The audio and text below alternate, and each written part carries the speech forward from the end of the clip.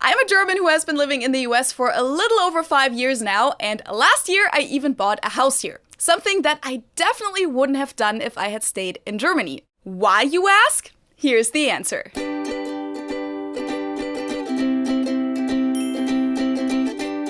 Hello, servus, and welcome back to my YouTube channel. My name is Feli. I'm originally from Munich, Germany, but I've been living here in Cincinnati, Ohio, on and off since 2016. And as I just mentioned in the intro, I even bought a house here last fall, which makes me the first one out of all of my German friends to do that, and probably even the first one who has even thought about it. Here in the US, however, I have plenty of friends my age who own their own home. I feel like it's quite normal here to buy a house, even at a younger age, and pay off the mortgage instead of paying rent. And in a lot of cases, people just sell their houses again after a few years and move somewhere else, or simply upgrade to something nicer. Germany, on the other hand, is known as a nation of renters. I know that this comes as quite a surprise to most people, but more than half of all Germans actually live in a rented place, and only about 45% of Germans live in a place that they or someone else in the household own. Now, the reason why this is so surprising is that Germany is the country with the biggest economy in Europe and one of the biggest ones in the world. So naturally, you would think that a wealthy country like this has plenty of people that own their own real estate. But the truth is,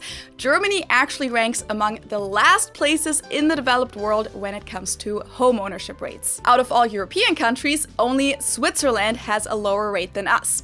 These numbers are a little bit older. Most of these countries don't release new numbers regularly, but it really hasn't changed all that much. Germany is still in that same rank today, so it's a helpful graphic to visualize the differences. But how does this make sense? How does a wealthy country like Germany have a lower homeownership rate than poorer countries such as Spain, Greece, or Mexico? Let's talk about it. So of course, it's not like no German in the entire country owns a house. The title of this video is obviously somewhat of an exaggeration. I personally grew up in a residential neighborhood in Munich where most people did own their homes. Granted, the majority of those houses were row houses or duplexes with a rather small yard where only a thin fence is dividing you from your neighbor's patio and yard, but even that is already a pretty big luxury in a large German city like Munich, because we generally don't have as much space as people do here in the US, where it's standard to have a standalone house with a front yard, backyard, and your own garage or driveway. If you want to hear more about how German and American houses are different, you can check out this video, by the way. It's linked up here, but we're going to stick with home ownership versus renting today. And in Munich, which is one of the most densely populated and expensive cities in Germany, you'd have to pay a fortune to get something like what I just described as standard in the US. Even buying a 2-bedroom apartment in Munich costs more than a 5-bedroom house here in Cincinnati. But that's just a side note, because that's not actually the reason for the low home ownership rate in Germany. And of course, Munich and Cincinnati are two cities that you can't really compare price-wise.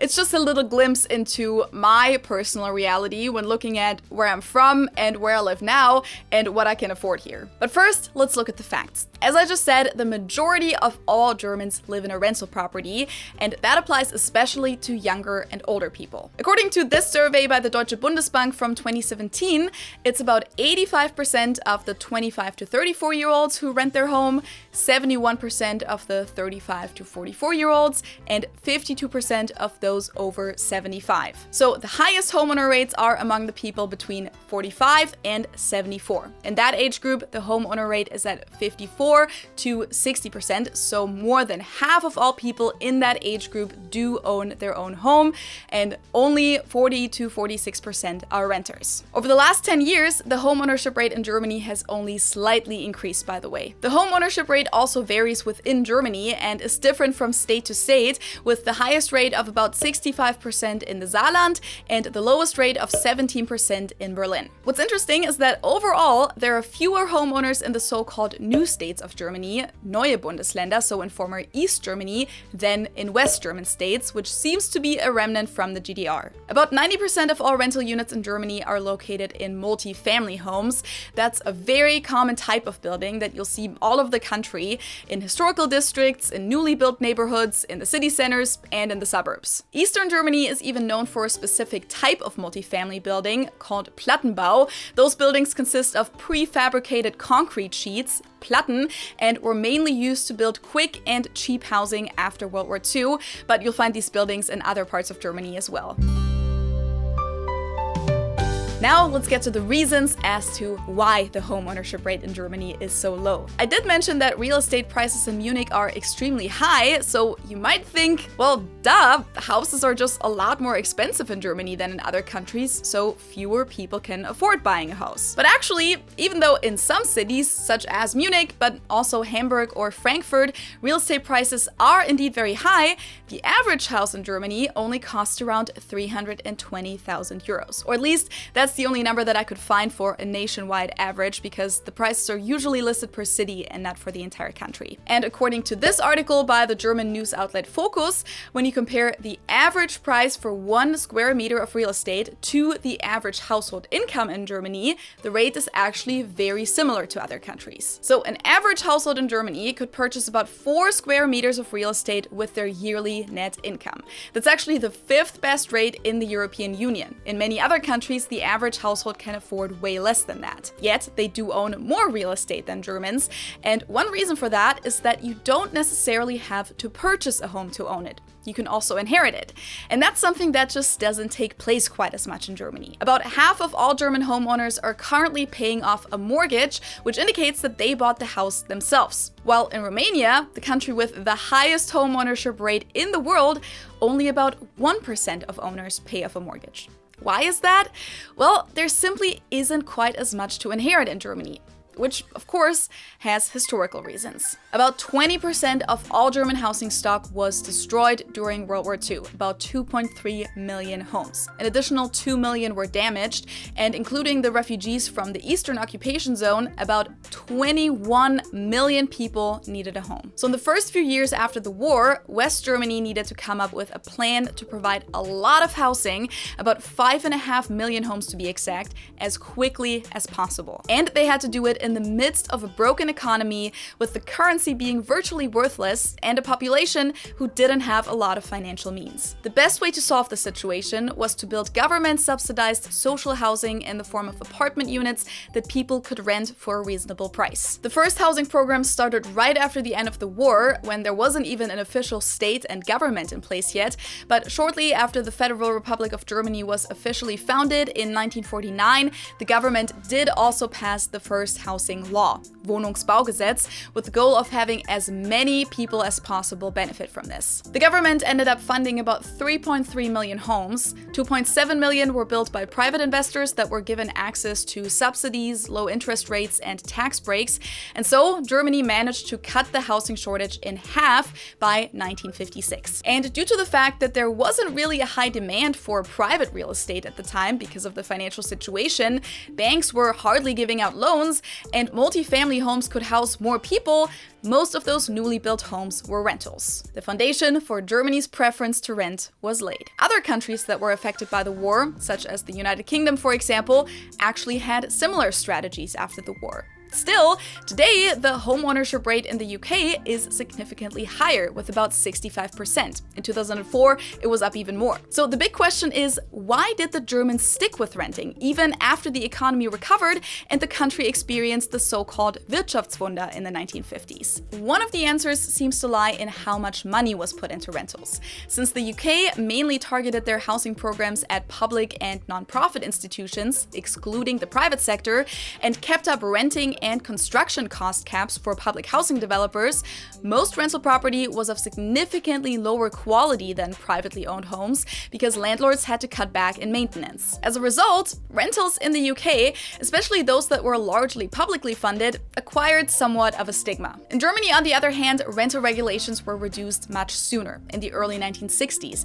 and the policies were more balanced between the private and the public sector, so that rental housing has stayed of relatively high quality in Germany and is oftentimes nicer than privately owned places in countries like Croatia, Slovakia, or Romania. Which goes to show that owning your own home doesn't always necessarily equal a better housing quality. And German renters seem to be very happy. According to a 2007 survey by the OECD, more than 93% of Germans said that they were satisfied with their current housing situation. One factor that probably contributes to that satisfaction is that there are a lot of regulations in place to protect tenants in Germany. This includes rent caps that limit rent increases to no more than 20% over a 3-year period. In some cities, it's even 15%. In cities with a particularly tight housing market, we also have a so-called rent price brake since 2015, a rent control, Mietpreisbremse, that keeps landlords from raising rents unreasonably above the local rent index, Mietspiegel.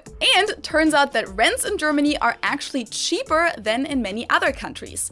A one-bedroom apartment in Germany costs about 700 euros a month on average. It's obviously going to be more expensive in a city like Munich, while the nationwide average here in the US for a one-bedroom apartment is at 1,100 US dollars. In addition to that, leases are usually unlimited in Germany, unlike in the US where a standard lease ends after 1 year, and terminating a lease in Germany comes with quite a few rules, especially on the landlord's end. Both parties usually have to give a 3-month notice, unless the lease agreement says otherwise, and if tenants have lived in the place for over 5 years, the landlord even has to notify them 6 or even 9 months before. Also, landlords can't terminate a lease without having a good reason. That can include the tenant being late with their payments, of course, but also when the landlord needs the place to live in it themselves or for family. That's called Eigenbedarf. They do have to show evidence of this need though, and they can't terminate the lease when they want to sell the place. So landlords are often pretty restricted when wanting to end a lease and often have to overcome a lot of obstacles, which means that tenants don't have to worry about just being kicked out at any given time. And that provides a lot of extra security. Now, besides all of the upsides of renting in Germany, the German government also just doesn't provide as many incentives to buy your own home as other countries do. Even though there is a homeowner program, the KfW Wohneigentumsprogramm, that gives people who want to buy or build their own home access to low interest loans, it doesn't seem to be enough for people to buy more real estate and even out the lag in tax breaks. Because unlike other countries, Germany doesn't allow you to deduct your mortgage interest payments from your taxes, unless you rent the place out instead of living in it yourself, which then again encourages the renters market more. Also, German banks are generally a little more conservative when giving out mortgages and often require a 20% down payment, while in the UK, you usually only need 5 or 10%, and in the US, you can get a mortgage with a down payment as low as 3%, or in some cases even 0. At the end of the day, this just keeps the threshold of entering the real estate market a little higher than in other countries, and especially excludes people with a lower income. What's also pretty high by international standards are the transaction costs for home purchases in Germany, which makes buying a home and especially frequent moves less attractive. Last but not least, as this article points out, the low homeownership rate in Germany probably also goes back to mentality differences. In most countries, owning your own property is a life goal for many people with a pretty high priority. George W. Bush promised his voters to make the US a homeowner society, for example, and when Brits say things like, "my home is my castle," you can tell that they idealize the idea of owning their own home as well. Meanwhile, according to the article and my personal experience, most Germans are a little more hesitant when it comes to buying real estate and taking out loans, and with the good renter conditions in the country, renting just seems like a very responsible and reasonable thing to do.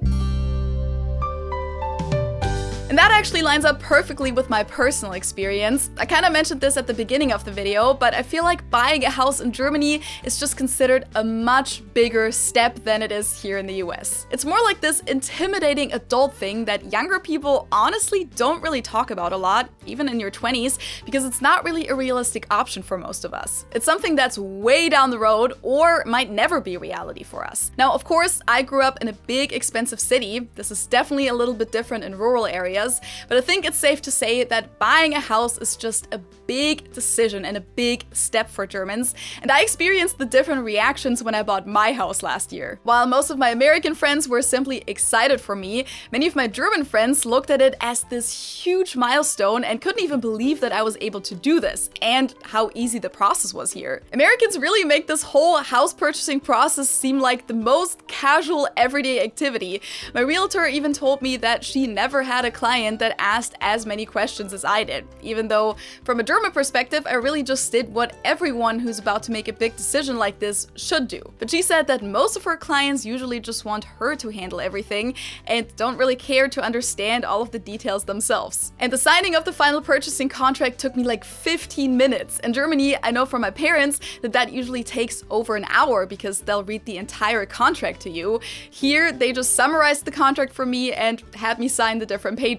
I also feel like even for Germans who could technically afford it, buying a house isn't even on the table usually until they're sure that they want to stay at that place for a long time, and until then, they rent. You wouldn't really buy a house in Germany when you already know that you're going to move again in a few years. Buying a house is something much more permanent to us. In general, Germans only move 4 to 5 times in their lives, while Americans move more than 11 times on average. With the yearly leases here in the US, especially younger people often choose to move every year instead of extending their lease, and even for families, it's normal to move every now and then. And as I said earlier, just sell your house and buy a new one. So to answer the question of the video, the reasons as to why Germany has a lower home ownership rate than most other developed countries in the world are a combination of the country's history and rebuilding process after World War II, the high quality of rental housing, relatively low rents, the high renters protection, low incentives for homeowners, and probably a little bit of our mentality. If you want to read more about this topic, I linked all of my sources and articles that I used for my research in the info box below. Now I would like to hear your experiences with the topic. What is this like in your country? Do people prefer to rent or own? Is there a stigma about renting? Have you bought a house before? And if so, how have your experiences been? And if you're German or American, do you have anything to add to my perception of how this topic is approached in the two countries? Let me know in the comments below. And if you want to hear a little bit more about mortgages and taking out loans in general, I can recommend this podcast episode of Understanding Train Station, where Josh and I talked about how Germans and Americans handle their finances. And we also talked about buying a house and financing it and all of those things. That's actually how I got the idea for this video. I also wanted to say thank you to you guys for voting on which video topic you wanted me to do next, because I did a little poll in my Instagram story the other day, and this topic actually beat why Germans poop on shelf toilets. So as you can tell, my Instagram content is very sophisticated. If you don't follow me on there yet, you should definitely go ahead and do so at Feli from Germany, so that maybe next time you can vote too. Thank you guys so much for watching. I really hope that you found this video interesting. I certainly found the research very interesting. There were a lot of things that I didn't know before.